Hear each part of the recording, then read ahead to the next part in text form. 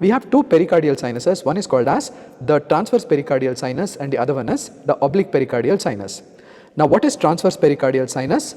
If I put my finger behind the ascending aorta and in front of the pulmonary trunk, right? So my hand or my finger is in the transverse sinus.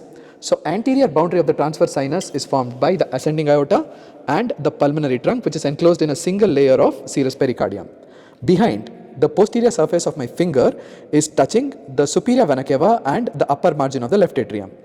Above, if I try to spread my finger, it is not possible because we have the bifurcation of the pulmonary trunk, and below again we have the upper surface of the left atrium. So this is the transverse pericardial sinus.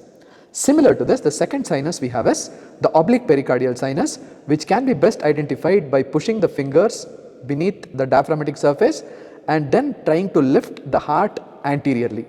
So now my fingers are in the oblique pericardial sinus. Oblique pericardial sinus is a cul-de-sac with following boundaries. In front, it is limited by the left atrium. Posteriorly, we have the parietal pericardium. On the right side, we have the right pulmonary veins. On the left side, we have the left pulmonary veins. Above, it is limited by the upper margin of the left atrium. So remember, the left atrium upper margin separates the transverse sinus and the oblique sinus.